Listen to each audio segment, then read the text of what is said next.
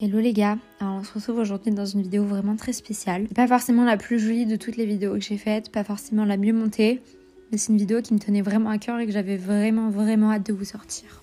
D'ici quelques semaines, je vais réaliser un de mes plus grands rêves, celui de partir étudier à Montréal. Tout ce projet a démarré il y a maintenant plus de 3 ans et j'ai tout donné pour y arriver depuis presque 2 ans. J'ai toujours été attirée par le Canada et je voulais vraiment réaliser mon Erasmus. J'avais d'ailleurs choisi l'école de Toulouse parce qu'elle avait un partenariat avec Montréal et la ville de Québec. Puis je suis partie là-bas 9 jours en octobre 2019. Je me suis sentie vraiment chez moi là-bas et depuis cette semaine, j'ai qu'un objectif en tête, c'est de partir étudier à Montréal et de m'expatrier au Québec. C'est pas forcément un objectif hyper facile ou hyper réaliste, surtout avec le fait que je voulais partir en tant qu'étudiante à temps plein et pas juste en échange. Mais je le sais depuis le tout début et c'est assez fou et irrationnel, mais vraiment ma place est là-bas.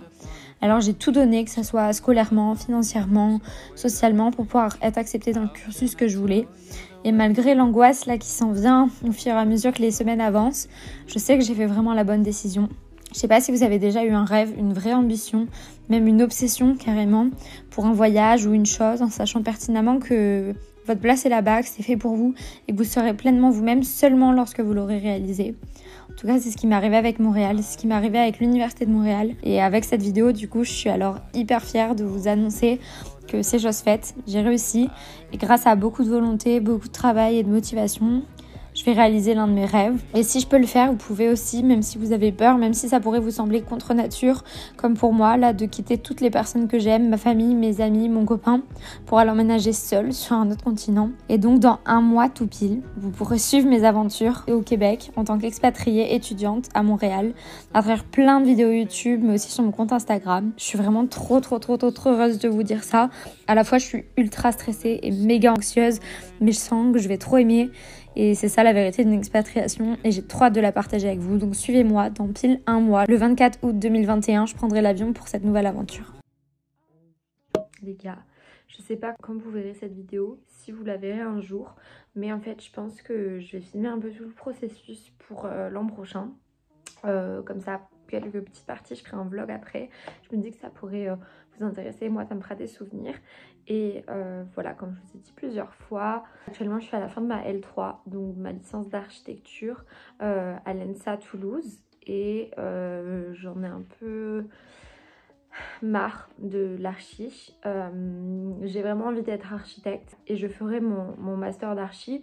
J'ai besoin de faire une pause avec les études d'archi. Et du coup voilà, je ne sais pas vraiment ce que je vais faire l'an prochain. Donc là je suis en plein dans les démarches parce qu'on est le 2 avril. Et bah, du coup je suis à la fois dans les démarches pour la césure, comme je vous en ai déjà parlé. À côté du coup j'ai demandé des formations qui sont un peu liées à l'architecture, un peu connexes, tout ça. Donc à Montréal, du coup à l'université de Montréal. Donc j'ai demandé 2 formations, je me suis déterrée à la dernière minute. Un DESS, du coup diplôme d'études supérieures spécialisé je crois en design intérieur, parce que du coup bah, c'est clairement lié à l'architecture, mais c'est un domaine qu'on n'étudie pas nous à l'école et qui me plaît beaucoup, sur 1 an. Ou alors une maîtrise en environnement et développement durable. Vous devez savoir que c'est un sujet qui m'intéresse vraiment, tout ce qui est lié à la transition écologique de notre société. Maîtrise, il y a plusieurs spé. Et en fait, il y a une spécialisation aménagement où en fait vous venez un peu avec votre spécialité à vous, donc des designers, plutôt des paysagistes, des architectes, des urbanistes. Et en fait, dans cette option, ça va être beaucoup de, voilà, toutes les professions qui sont liées à l'aménagement. J'ai postulé sur le site Montréal, c'est jusqu'au 1er mai qu'on pouvait postuler, donc je me suis dépêchée. Là d'ici la fin de la semaine prochaine j'aurai posé tous les dossiers, je pense que j'aurai les résultats mi-mai, donc de toute façon bah, vous allez tout voir ici. Le centre étudiant, donc en fait quand j'ai postulé sur le site Montréal, enfin, j'ai rentré toutes mes informations etc, j'ai postulé, j'ai payé du coup les frais, donc c'était je crois pour les 2 formations 105 $ canadiens, donc ça m'a fait 70 €. Et au bout de 72 heures j'ai reçu dans mon mail en fait des identifiants pour pouvoir me connecter à la plateforme Université de Montréal. Et en fait vous arrivez du coup sur cette plateforme avec des tâches, donc des choses à faire. Et du coup ben voilà, pour vous montrer en fait je vais devoir rentrer, donc j'ai 2 formations, donc des fois j'ai certains éléments qui se multiplient, donc par exemple mon CV, lettre de motivation, intention, donc ça c'en est 2 différentes, mais voilà pour le DESS et pour la maîtrise. Mon certificat de naissance, ça je l'attends, je l'ai fait livrer, j'espère que ça va arriver rapidement parce que j'ai jusqu'au 8 avril pour le donner. Mon passeport, lettre de recommandation, du coup j'ai demandé à une ancienne prof si elle pouvait me faire une lettre de recommandation, portfolio pour le design intérieur, ensuite mes relevés de notes. Du coup je suis un peu deg parce qu'ils me demandent pas mes notes du lycée alors qu'elles étaient top. Et bon, déjà j'ai toutes mes notes de l'ENSA à mettre, de l'ENSA Toulouse, mais bah, voilà, j'ai eu des bonnes notes et tout. Enfin, je me suis donnée pour ce moment. Ils me demandent en fait mes notes dans les formations, je me suis orientée, sauf que super, soit j'y suis pas allée au partiel, soit j'y allais, mais vous savez, je partais genre dès que possible et tout, tu vois. Donc au final, enfin, j'ai 3 sur 20, des trucs comme ça. Donc, mais heureusement, enfin après les 3 années qui suivent, du coup, en archi, j'ai des bonnes notes, donc j'espère que ils comprendront que c'est parce que je me suis orientée. Je me suis fait du coup un dossier comme ça. Ici, quand j'ai reçu mes notes, en fait, je me suis mis des petites pastilles pour quand j'ai mes notes et quand je les ai pas. Et du coup, à DESS et maîtrise. Et du coup, j'ai terminé mon CV. Hello les gars, petit point du 7 mai. J'ai toujours pas de réponse par rapport à mes demandes pour l'UDEM. J'ai déposé tous mes documents il y a maintenant plus de 3 semaines. En tout cas, je vais peut-être vous montrer mes lettres de motif et tout. J'ai tellement galéré. Donc je crois que la dernière fois que je vous avais pris, c'est le week-end où je devais les faire. Du coup, en fait, depuis, j'ai mis mon book à jour. J'ai fait mes lettres de motif et j'ai retrouvé tous mes documents que j'avais besoin, donc acte de naissance, certificat, etc. Parce que normalement, il fallait 2 lettres de recommandation, donc de professeur ou quoi.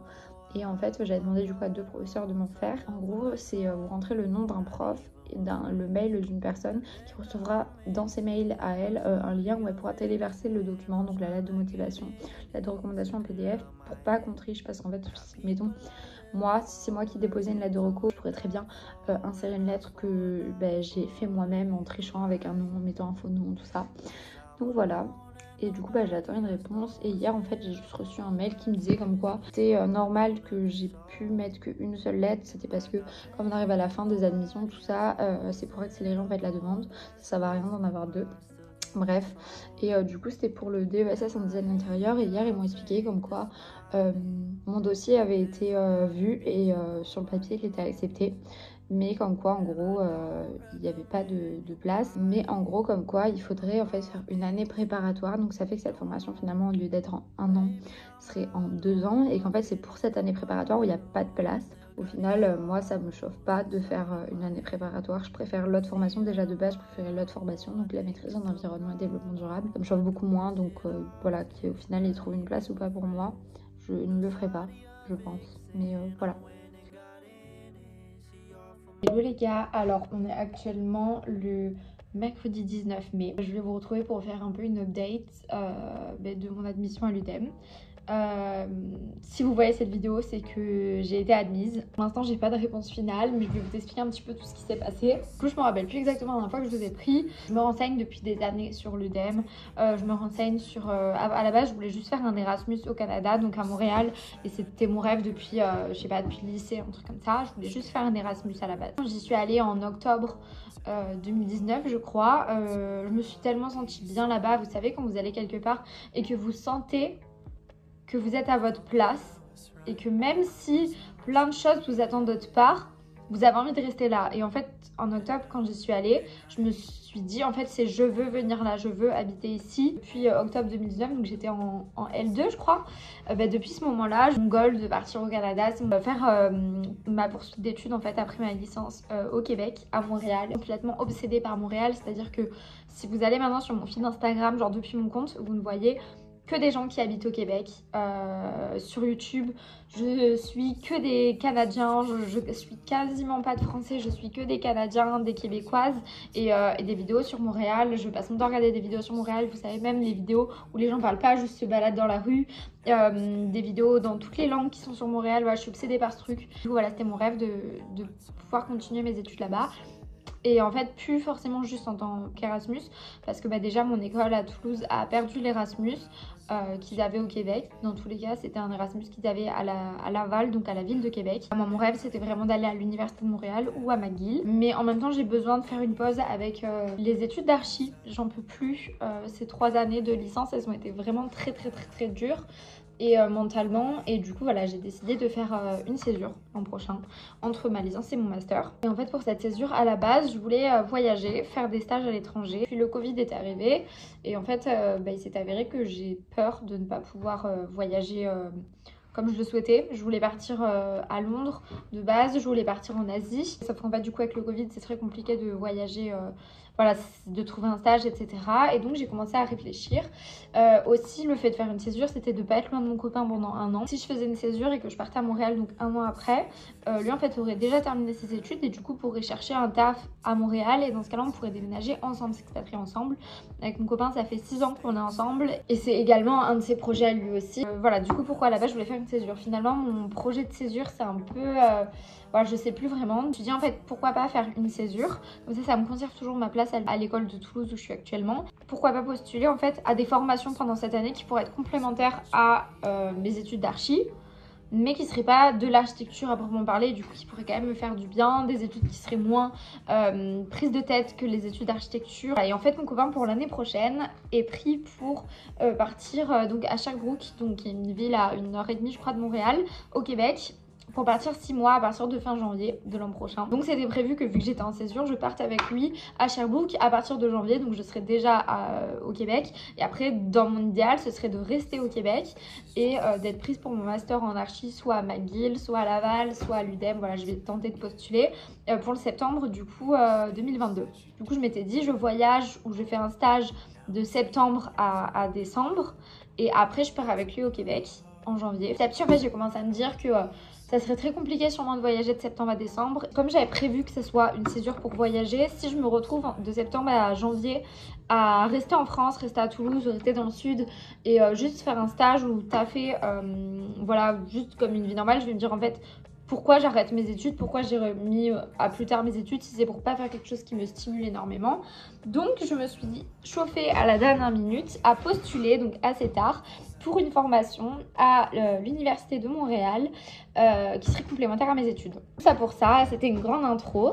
Donc j'ai postulé le 28 mars 2021, donc ce qui est très très tard parce que normalement je crois qu'ils s'arrêtaient le 1er février les admissions. Donc cette année ils ont décalé jusqu'au 1er mai, donc c'est pour ça que j'ai pu postuler si tard. Et après j'ai eu 10 jours pour téléverser tous les documents. Donc dans tous les documents, il y avait CV, lettre de motivation qui était un petit peu longue, etc. Je crois que j'avais filmé quelques trucs à ce moment-là. Mes bulletins des dernières années, acte de naissance, voilà, plein de trucs pour l'Université de Montréal. Du coup, j'avais tout posé, je crois peut-être le 5 avril. Et d'après ce que j'avais vu sur internet, etc., sur les groupes Facebook, etc., c'était en moyenne entre 2 à 6 semaines pour avoir les résultats. Donc en moyenne 4 semaines, ça dépendait des gens, mais beaucoup la 22 semaines. Du coup, moi, je m'étais dit que j'aurais assez vite les résultats. Et puis petit à petit, en fait, je regardais tous les jours sur le centre étudiant du téléverser les documents et où en fait, vous avez des nouvelles de votre admission. Et en fait, jamais de nouvelles. Donc à partir de peut-être 4-5 semaines, j'ai commencé à envoyer des mails, j'avais jamais de réponse. 6 semaines, toujours pas de réponse, etc. Puis là, dimanche, ça faisait 7 semaines que j'avais pas de réponse. Et donc j'ai renvoyé des mails, j'ai appelé aussi l'admission. Et qui m'ont dit qu'ils allaient voir, ils savaient pas pourquoi mon dossier n'avançait pas, qu'il n'avait pas encore été traité, mais qu'ils allaient voir pour le traiter au plus vite. Et du coup, hier matin, j'ai renvoyé un mail parce que du coup, ça m'inquiétait. Et ça faisait plus de 7 semaines que j'attendais. On est le 19 mai, j'ai pas de réponse officielle. Enfin, il va me rester 3 mois si je suis acceptée pour faire toutes les démarches d'immigration, ce qui est très... peu. De toute façon, je vais vous prendre avec moi aussi pour faire toutes les démarches d'immigration dans ce vlog si je suis acceptée. Et j'ai eu des réponses du coup hier. Enfin, normalement, du coup, je suis admise à la maîtrise en environnement et développement durable avec stage. Et du coup, moi, ça serait en spécialité aménagement, donc ce qui est lié à l'architecture. Et je travaillerai du coup avec des gens qui sont en paysagisme, en urbanisme, en design intérieur, en design d'objets, design de jeux. Enfin voilà, tout ce qui est lié du coup à l'aménagement, appliqué du coup à l'environnement et développement durable, qui est un sujet pour moi d'avenir et vraiment très important et que je voulais vraiment intégrer dans ma formation. Donc je suis vraiment trop contente. La plupart du temps en fait vous recevez un peu une admission officieuse comme ça. Voilà, normalement en septembre je pars au Québec et mon copain me rejoint en janvier. Dans l'idéal je reste pour 1, 2, 3... 4, au moins 3 ans si je peux faire ma maîtrise là-bas et puis voilà, après normalement bosser au moins 2 années là-bas. J'avais vraiment envie de partir pour étudier aussi, pas juste pour travailler ou quoi. J'aime beaucoup l'école, mine de rien. J'avais envie de partir étudier, découvrir une autre culture déjà. Et aussi tout l'enseignement qu'il y a dans ces écoles. L'Université de Montréal, ça a l'air ouf. Je me renseigne énormément sur cette école depuis super longtemps. Elle a l'air ouf et le programme que je vais faire a l'air vraiment bien. J'avais également postulé à un programme de design d'intérieur. Je n'ai pas encore eu la réponse, mais dans tous les cas, je veux plus le faire. Je suis trop contente. Je sais pas trop à quoi m'attendre. Je sais pas trop, mais je sais juste qu'en tout cas, si je pars là-bas, je vais faire 1 milliard de vidéos, plein de séries à ce propos, etc.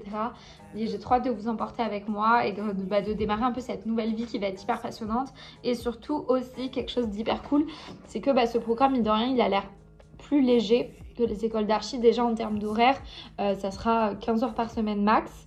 Et en fait surtout je vais pouvoir gérer mon emploi du temps, ça fait que je vais pouvoir tout caler par exemple sur le mardi, mercredi, jeudi matin et après avoir des week-ends de 5 jours en fait. Le programme il est hyper pluridisciplinaire et je vais grave pouvoir choisir tous les cours qui m'intéressent et en fait être mélangé avec des gens qui sont aussi plus dans des matières scientifiques etc.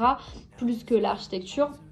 Donc en fait c'est un programme où on a un panel de cours énorme et vraiment je vais pouvoir personnaliser ma formation à 1000% et ça c'est quelque chose qui me manquait vraiment à l'école d'archi. Et du coup enfin voilà, j'ai l'impression de renaître et vraiment que tous mes efforts n'ont pas servi à rien, que tout ce travail il n'a pas servi à rien, donc je suis trop contente. Et ce vlog ce sera vraiment un vlog sur toute cette démarche procédure d'admission et d'immigration pour partir au Québec.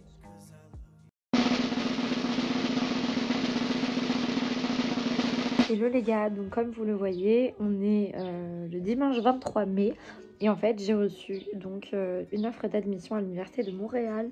C'est officiel, en septembre je vais à l'Université de Montréal faire une maîtrise en environnement et développement durable, du coup spécialité aménagement et je suis trop contente. Du coup maintenant grosse étape cette semaine, CAQ, demande de CAQ permis d'études, du coup il faut que j'appelle ma banque. Ça va être environ 2500 € par... il va falloir que je prouve en gros que j'ai à peu près... 12 500 €, un truc. J'ai pas mal de côté, mais je vais également emprunter un petit peu. Et puis par contre, vu que je serai plus étudiante française, en fait, j'ai le droit à 0 bourse. Bon, c'est bon, j'ai dit à ma mère, à mon père, à mes grands-parents, à tout le monde, c'est bon, c'est décidé, je pars. Donc en même temps, ça va être super triste parce que je serai plus avec mon copain, je serai plus avec ma famille. Mais je les reverrai, c'est pour mon avenir et je suis trop contente. C'est une super bonne école et tout. Donc ça va être trop cool. Alors les gars, du coup pour vous dire, là on est le 25 mai et donc je commence à préparer en fait ma demande de CAQ et de permis d'études. Du coup ce que je vais faire cette semaine parce qu'il faut que ça parte vite. J'ai fait d'abord une demande en ligne sur le site de l'immigration du Québec, je vais vous montrer peut-être les papiers qu'il faut faire, mais donc en gros j'ai fait une demande en ligne et du coup maintenant je peux consulter mon dossier. Ça a été très rapide, j'ai payé 117 $ si vous voulez savoir. Ensuite du coup j'ai reçu la liste de tous les documents qu'il va falloir que je téléverse, donc d'ici 48 heures, tout ça le plus vite possible, mais je pourrais pas les téléverser avant 48 heures sur internet. Donc demain ce que je vais faire c'est que je vais appeler ma banque parce qu'en gros comme vous pouvez le voir il faut pouvoir prouver que vous avez cet argent là. J'aurais déjà demandé mon CAQ, ensuite je crois qu'il va falloir attendre et ensuite je crois qu'une fois que j'ai la preuve comme quoi j'ai demandé mon CAQ, je vais pouvoir demander mon permis d'études. Ça je m'y connais pas trop pour lequel il faudra que je fasse du coup des données biométriques à Lyon ou à Paris. Donc écoutez, je vous tiens au jus, ou à Barcelone. Hello les gars, alors petite update, là on est jeudi 27 mai et du coup il faut que je fasse toutes mes demandes de visa. En fait j'ai commencé du coup mes démarches d'immigration en tant qu'étudiant là-bas, de visa à obtenir en gros. Donc d'abord il y a le CAQ, donc c'est le certificat d'acceptation du Québec à faire en premier et après le permis d'études du coup du Canada à faire ensuite, où il faut prouver comme qu'on a fait la demande du CAQ. Et donc c'est globalement les mêmes documents. Donc en fait j'ai fait la demande de CAQ. Ensuite il faut attendre 48 heures pour déposer les documents sur une plateforme en ligne qui s'appelle Arima. Donc j'ai également fait ma demande de permis d'études. Donc tout ça c'est sur les sites officiels de l'immigration. Et pareil maintenant il faut que je rentre en fait, que je dépose mes documents. Mais en fait il manquait un document qui prouvait comme quoi j'avais bien fait ma demande de CAQ. Donc là ça y est, ça fait 48 heures, j'ai reçu par mail. Je vais vous montrer, j'ai fait des dossiers avec mes documents. Je vais pas vous montrer les documents mais voilà, normalement j'ai tous les bons docs. Hyper galère, c'est hyper dur. Pour tout j'étais perdue. Je trouve ça très difficile et je pense que c'est difficile pour tout le monde. Surtout quand vous n'avez pas quelqu'un qui l'a déjà fait autour de vous, tout ça. Donc heureusement, je parle avec une fille avec qui je vais sûrement me mettre en coloc, qui elle l'a fait du coup il y a plusieurs semaines déjà maintenant. Donc en fait elle peut m'aiguiller sur ça. Elle a déjà obtenu son CAQ mais pas encore son permis d'études. Mais donc déjà elle est plus avancée que moi. J'ai aussi très peur de ne pas recevoir mon permis d'études à temps. Le CAQ normalement ça ira, mais j'ai très peur de ne pas recevoir le permis d'études à temps et donc de ne pas pouvoir assister au début des cours. cours. Votre dossier n'est pas traité tant que vous n'avez pas donné de données biométriques. Et genre là en ce moment c'est genre 10 semaines d'attente pour que vous receviez une réponse. Donc en gros si mi-juin j'ai pas donné mes données biométriques sachant qu'on est le 27 mai, je l'aurai pas à temps quoi, pour commencer les cours. Donc là je vais m'occuper de déposer les documents pour le SACU si je peux, pour le permis d'études aussi, comme ça je peux vite prendre un rendez-vous pour mes données biométriques. Hello les amis, on est le mardi 8 juin, il est 6h du matin et donc là je suis dans les rues de Toulouse. Une petite update, donc j'ai réussi à faire mon permis d'études, j'ai reçu du coup ma lettre qui me demandait de faire les données biométriques. En gros si vous devez donner vos empreintes etc. à l'ambassade du Canada. Il y en a 2 en France du coup, à Paris et à Lyon. Plus de rendez-vous et c'était l'horreur parce que les centres avaient fermé pour le Covid et du coup quand ça a ouvert tout le monde s'est jeté sur les trucs. Donc il y en a même plus, il n'y a plus de place à Madrid, il n'y a plus de place à Rome parce qu'en général du coup quand il n'y en a plus on vous conseille d'aller à l'étranger. Et puis j'ai réussi à trouver un rendez-vous vendredi pour Paris aujourd'hui, donc mardi. Et du coup aujourd'hui je fais l'aller-retour, j'ai un train à 6h11, 6h51 à la gare de Toulouse, j'arrive à 11h11 à la gare de Paris-Montparnasse. Et ensuite j'ai le retour à 13h45 et mon rendez-vous à 12h30 à Clichy, à l'ambassade du Canada. Donc ça va être très très speed. Et demain je suis en rendu de projet. Donc en fait là je vais bosser dans le train tout le long. Enfin, ça tombe vraiment mal, mais au moins j'ai pu avoir rendez-vous un jour où j'avais pas cours. Donc voilà, donc écoutez, normalement ça dure 2 minutes. Donc là je paye un aller-retour vers Paris. C'est une galère, j'ai trop la flemme. Je paye 100 balles l'aller-retour pour 2 minutes, mais pas le choix. Et au moins je pense que là j'aurai mon permis d'études à jour pour pouvoir partir vers le 20 août, ce serait l'idéal s'il n'y a pas de quarantaine. Donc voilà, écoutez, je vous dis je pars au train du coup là. Ok, je suis descendue au métro Mairie de Clichy, du coup le métro 13. Et là je vais en direction de la rue. Il y a une dame qui m'a dit que c'était vers là. C'est pas dur, mais ça reste un périple. En plus j'ai mis un t-shirt à manches longues, d'habitude avec ça je mets une brassière. C'est trop chaud. Voilà, écoutez les gars, c'est fait. 4 minutes top chrono, enfin je suis montée. Le mec il a rentré mon numéro de rendez-vous quoi sur une petite tablette. J'ai reçu un petit papier, j'ai donné ma lettre comme quoi d'introduction ou je sais plus quoi, comme quoi j'avais besoin de donner mes données biométriques. Après ça ils ont pris mon passeport, ils ont noté un petit truc. Je suis allée dans une petite salle, j'ai mis mes 4 doigts de chaque côté, mes pouces, petite photo. J'ai reçu un petit papier comme quoi c'est bon maintenant pour 10 ans le Canada a mes trucs. Et puis je suis repartie. Ça y est les gars, je viens de prendre mon avion pour Montréal et du coup je pars le 24 août. Ce sera sûrement le dernier clip que je fais du coup de ce vlog. Et du coup je pars le 24 août de Toulouse. Je pars avec Bruxelles Airlines et du coup je fais de 6h30 à 8h15 Toulouse-Bruxelles. Ensuite à 10h15 je pars de Bruxelles pour aller jusqu'à Montréal, à Trudeau. Et j'arrive à 11h35 avec le décalage horaire. Et voilà, une nouvelle vie commence et du coup je pars dans 34 jours. Le flip, je vais tellement avoir peur dans l'avion en plus, mais bon voilà. Donc là j'essaye de voir, j'ai payé 264 € mon billet sur Opodo avec Bruxelles Airlines. Alors si c'est annulé je pense que ça va être la merde, mais j'espère que ça sera pas annulé. Et maintenant il faut juste que je trouve comment rajouter une bagage en soute, parce que je pouvais pas le faire avant, sinon ce sera à l'aéroport, mais c'est super casse-couille. Mais en gros j'ai reçu par mail pour prendre mes cours en ligne et du coup sur le centre étudiant je faisais mes cours. Donc moi j'ai pris 4 cours, donc 4 cours de 3 heures parce que apparemment c'est soit on fait 5 cours à la session d'automne, 5 cours à la session d'hiver. J'avais vu que ça faisait peut-être trop pour la maîtrise, trop intense, et en même temps moi j'ai envie à côté de faire YouTube. Du coup je vais plutôt faire 4 cours et 2 cours à l'été. Donc en fait c'est ça, il y a les formules 5-5 ou 4-4-2. Donc voilà pour vous montrer l'horaire que j'aurai à partir de la rentrée. Donc apparemment c'est un emploi du temps normal là-bas parce qu'il y a énormément de travail en dehors des cours par rapport à en France où on a 35 heures de cours. Donc écoutez, de toute façon je vous expliquerai un petit peu petit à petit moi comment je ressens l'intensité du travail, tout ça. Vous pouvez voir du coup valorisation des ensembles urbains, développement durable, enjeux et théorie, éléments d'aménagement et design et culture matérielle. Grave hâte de voir ça. Et je cherche sûrement aussi un taf à côté pour essayer de subvenir à mes besoins quoi. Mais de toute façon tout ça vous le verrez en temps réel à Montréal. Et on est en train de chercher un appartement avec les colocs, mais c'est une galère. De toute façon je vous en parlerai tout ça. De la coloc, je ferai une vidéo sur le sujet. Et quand on aura trouvé un appartement vous verrez, il y aura un moving vlog et tout, donc trop hâte. Counting the grains of sand upon the beach. Somehow that number is always out of reach. How can I tell you the way you make me feel? All of my My thoughts begin and end with you.